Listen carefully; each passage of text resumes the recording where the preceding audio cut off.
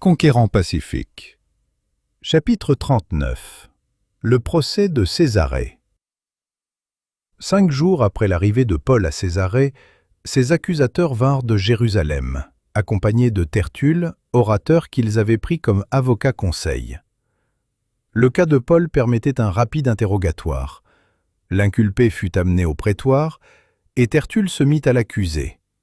Il jugeait que la flatterie aurait plus d'influence sur le procurateur romain qu'une relation simple mais juste et vraie des faits. C'est pourquoi l'habile orateur débuta par des compliments à l'adresse de Félix. « Très excellent, Félix, dit-il. Tu nous fais jouir d'une paix profonde, et cette nation a obtenu de salutaires réformes par tes soins prévoyants. C'est ce que nous reconnaissons en tout et partout avec une entière gratitude. » Tertulle s'abaissait ici jusqu'à la fausseté la plus éhontée, car Félix était un homme vil et méprisable. On a dit de lui que, au milieu de toutes sortes de cruautés et de débauches, il exerça le pouvoir royal avec une âme d'esclave. Ceux qui entendirent Tertulle savaient que ses paroles flatteuses étaient perfides, mais leur désir d'obtenir la condamnation de Paul était plus fort que leur amour de la vérité. Dans son discours, Tertulle accusait Paul de crimes qui l'auraient fait condamner à mort pour haute trahison contre le gouvernement, si ces crimes avaient pu être établis. « Nous avons trouvé cet homme, dit-il, qui est une peste, qui excite des divisions parmi tous les Juifs du monde, qui est chef de la secte des Nazaréens, et qui même a tenté de profaner le temple. » Tertulle expliqua alors que Lysias, commandant de la garnison de Jérusalem, avait soustrait Paul à la main des Juifs au moment où ils allaient le juger selon leur loi ecclésiastique, et les avait ainsi forcés à exposer les faits devant Félix. Cette déclaration avait pour but de pousser le procureur à livrer Paul au tribunal juif. Tous les motifs de l'accusation furent soutenus avec véhémence par les Juifs présents, qui ne firent aucun effort pour cacher leur haine à l'égard du prisonnier. Félix était assez psychologue pour deviner les intentions et les sentiments des accusateurs. Il savait pour quel motif ils avaient fait son éloge et s'était rendu compte qu'ils n'avaient pu prouver leurs accusations contre Paul. Il se tourna vers l'accusé et lui fit signe de parler. L'apôtre, lui, ne perdit pas son temps en louanges, mais il mentionna simplement qu'il aurait d'autant plus de courage pour se défendre devant Félix que celui-ci avait été longtemps procurateur et que, par conséquent, il connaissait parfaitement les coutumes et les lois juives. Il expliqua qu'aucune des imputations dont on le chargeait n'était exacte, qu'il n'avait pas provoqué le moindre désordre à Jérusalem, ni profané le temple. « On ne m'a trouvé ni dans le temple, ni dans les synagogues, dit-il, ni dans la ville, disputant avec quelqu'un, ou provoquant un rassemblement séditieux de la foule. Et il ne saurait prouver ce dont il m'accuse maintenant. » Il déclara que selon la voie qu'ils appellent une secte, il avait adoré le Dieu de ses pères, affirma qu'il avait toujours cru ce qui est écrit dans la loi et dans les prophètes, et, d'accord avec l'enseignement des Écritures, croyait à la résurrection des morts. Il ajouta que sa règle de vie était d'avoir constamment une conscience sans reproche devant Dieu et devant les hommes. Il exposa d'une manière franche et impartiale les raisons pour lesquelles il se rendait à Jérusalem et les circonstances dans lesquelles il avait été arrêté. « Après une absence de plusieurs années, dit-il, je suis venu pour faire des aumônes à ma nation et pour présenter des offrandes. C'est alors que quelques Juifs d'Asie m'ont trouvé purifié dans le temple, sans attroupement ni tumulte. C'était à eux de paraître en ta présence et de se porter accusateurs s'ils avaient quelque chose contre moi. Ou bien que ceux-ci déclarent de quel crime ils m'ont trouvé coupable lorsque j'ai comparu devant le Sanhédrin, à moins que ce ne soit uniquement de ce cri que j'ai fait entendre au milieu d'eux. C'est à cause de la résurrection des morts que je suis aujourd'hui mis en jugement devant vous. » L'apôtre parlait avec un sérieux et une sincérité si manifeste que ses paroles avaient un pouvoir de persuasion extraordinaire. Dans sa lettre à Félix, Claude Lysias avait témoigné de la même manière en faveur de Paul. De plus, Félix lui-même connaissait mieux qu'on ne pouvait le supposer la religion hébraïque. La déclaration si claire de l'apôtre à propos des événements qui le concernaient permit à Félix de comprendre plus facilement les motifs qui avaient poussé les Juifs à l'accuser de sédition et de trahison. Or, le gouverneur ne voulait pas accorder aux accusateurs la condamnation injustifiée d'un citoyen romain. Il ne voulait pas non plus le leur livrer pour qu'ils le mettent à mort sans l'avoir jugé légalement. Mais en réalité, en agissant ainsi, Félix ne faisait que satisfaire son intérêt personnel. Il désirait s'attirer des louanges et obtenir de l'avancement. De crainte d'offenser les Juifs, il se garda de rendre justice à un homme qu'il savait innocent. C'est pourquoi il décida d'ajourner le procès jusqu'à l'arrivée de Lysias, et il dit « Quand le tribun Lysias sera venu, j'examinerai votre affaire. » L'apôtre demeurait donc captif, mais Félix ordonna au centenier qui le gardait de lui laisser une certaine liberté et de n'empêcher aucun des siens de lui rendre des services. À quelque temps de là, Félix et sa femme, Drusille, firent comparaître Paul pour l'interroger en particulier sur la foi en Christ. Ils éprouvaient le vif désir de connaître la nouvelle doctrine, cette doctrine qu'ils n'auraient peut-être plus l'occasion d'entendre exposer et qui les accuserait au jour du jugement s'ils s'obstinaient à la rejeter.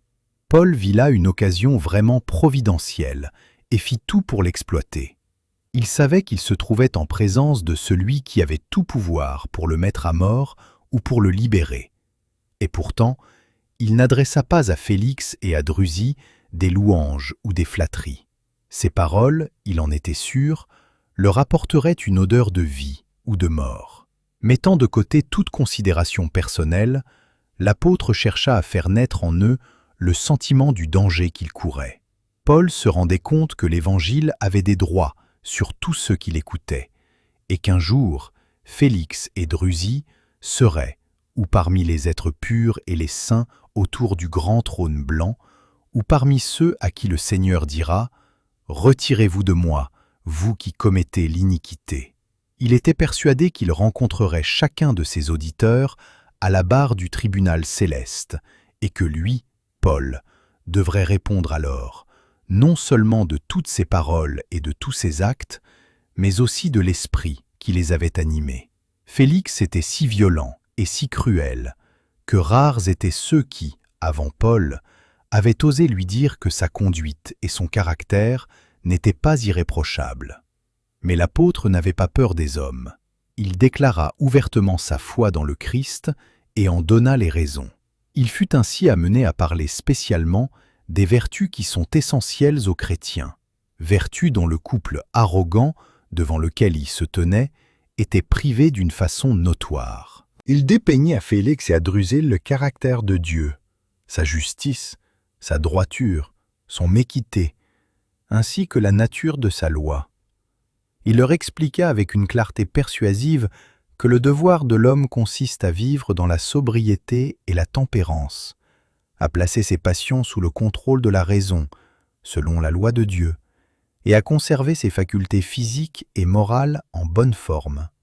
« Un jour viendra où tous les hommes, dit-il, seront jugés selon ce qu'ils auront fait, étant dans leur corps. Alors ils verront que ni la richesse, ni la situation, ni les titres ne peuvent leur attirer la faveur de Dieu ou les libérer du péché. » L'apôtre montra que cette vie sert de préparation à la vie future. S'ils négligent les avantages qui leur sont accordés ici-bas, les hommes subiront alors la mort éternelle sans aucun recours possible. Paul insista tout particulièrement sur les exigences de la loi divine. Elle pénètre au plus profond de la nature de l'homme, et elle éclaire tout ce qui échappe à sa vue et à sa connaissance. Ce que la main peut faire, ce que la langue peut dire, toutes les manifestations extérieures de la vie ne révèlent qu'imparfaitement le caractère de l'homme. La loi, elle, sonde ses pensées, ses mobiles et ses intentions. Les passions avilissantes qui échappent aux autres, la jalousie, la haine, la luxure, l'ambition, les mauvaises actions tramées dans les recoins les plus obscurs de l'âme, mais non exécutées par manque d'occasion, tout cela est condamné par la loi de Dieu. Paul s'efforça de fixer l'attention de ses auditeurs sur celui qui a fait le sacrifice de sa vie pour le pécheur. Il rappela les rites qui étaient l'ombre des choses à venir, et il présenta le Christ comme l'antitype de toutes les cérémonies, seule source d'espoir et de vie pour l'homme perdu. Les saints hommes d'autrefois étaient sauvés en espérance par le sang du Christ. Lorsqu'ils assistaient à l'agonie des victimes expiatoires, ils voyaient par anticipation celle de l'agneau de Dieu, qui devait ainsi ôter le péché du monde. Dieu réclame à juste titre l'amour et l'obéissance de toutes ses créatures. Il leur a donné dans sa loi un principe parfait de droiture. Mais nombreux sont ceux qui oublient le Créateur et suivent leur propre voie, diamétralement opposée à la sienne. À l'amour, à cet amour plus vaste que l'univers, plus profond que le ciel, ils opposent la haine. Dieu ne saurait abaisser sa loi au niveau de l'homme mauvais, et celui-ci ne peut pas non plus, par ses propres forces, satisfaire à ses exigences. C'est seulement par la foi en Christ que le pécheur peut être purifié de son péché et obéir au commandement de son Créateur. Aussi Paul, le prisonnier, insistait-il sur les revendications du décalogue à l'égard des Juifs et des gentils, et présentait-il Jésus, le Nazaréen méprisé, comme Fils de Dieu et Rédempteur du monde. Drusille, la princesse juive, comprenait bien le caractère sacré de cette loi qu'elle avait si impudemment transgressée, mais ses préjugés contre l'homme du calvaire endurcissaient son cœur à l'égard de la parole de vie. Quant à Félix, jamais auparavant il n'avait entendu prêcher la vérité, et tandis que l'Esprit de Dieu le persuadait, il était plongé dans une extrême agitation. Sa conscience, mise en éveil, faisait entendre sa voix, et il sentait que toutes les paroles de Paul étaient vraies. Il se souvint de son passé coupable. La débauche et les crimes de sa jeunesse se dressèrent devant lui avec une extrême netteté, ainsi que la sombre série de ses forfaits récents. Il se vit tel qu'il était, perverti, cruel, rapace. Jamais auparavant la vérité n'avait pénétré aussi profondément dans son cœur. Jamais non plus son âme n'avait été remplie d'une telle épouvante. La pensée que tous les secrets de sa vie criminelle étaient à nu devant Dieu et qu'il devait être jugé selon ses actes le fit trembler d'effroi. Mais au lieu de permettre à ses convictions de le conduire à la repentance, il chercha à écarter de son esprit ces réflexions désagréables. Il coupa court à l'entretien et dit « Pour le moment, retire-toi. Quand j'en trouverai l'occasion, je te rappellerai. » Quel contraste entre l'attitude de Félix et celle du geôlier de Philippe. Les serviteurs de Dieu avaient été amenés à celui-ci, enchaînés, comme Paul avait été amené à Félix. Les prisonniers étaient soutenus par la puissance divine. Leur joie dans la souffrance et le mépris, le courage qu'ils montrèrent lorsque la terre trembla, l'esprit chrétien qu'ils témoignèrent dans le pardon, convainquirent le cœur du geôlier. Il confessa ses péchés en tremblant, et il trouva le pardon. Félix trembla aussi, mais il ne se repentit pas. Le geôlier reçut avec empressement, ainsi que les siens, l'Esprit de Dieu. Félix ordonna au divin messager de se retirer. L'un choisit de devenir enfant de Dieu et héritier du ciel, l'autre préféra partager le sort des ouvriers d'iniquité. Pendant 2 ans, aucune autre mesure ne fut prise contre Paul, qui demeura néanmoins prisonnier. Félix lui rendit visite à plusieurs reprises, et il écouta attentivement ses paroles. Mais le véritable motif de cette amitié apparente était l'appât du gain. Il laissa entendre en effet à Paul qu'en échange d'une forte somme d'argent, il pourrait être relâché. Mais l'apôtre avait trop de noblesse pour essayer de recouvrer ainsi sa liberté. Il n'avait pas commis de crime, et il ne voulait pas s'abaisser à user d'un expédient malhonnête. De plus, même s'il y avait pensé, il était trop pauvre pour payer une telle rançon, et il ne voulait pas faire appel à la sympathie et à la générosité de ses fidèles convertis en sa faveur.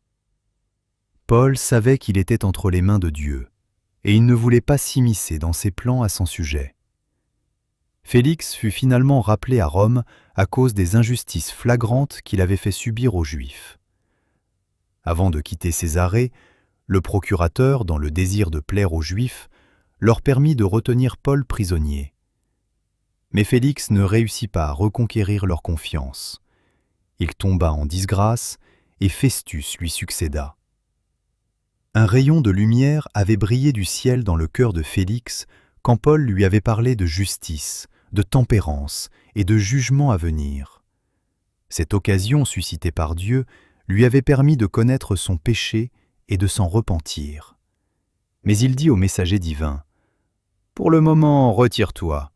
Quand j'en trouverai l'occasion, je te rappellerai. » Le procureur avait dédaigné l'ultime sollicitation de la grâce. Il ne devait plus jamais recevoir d'autre appel de Dieu.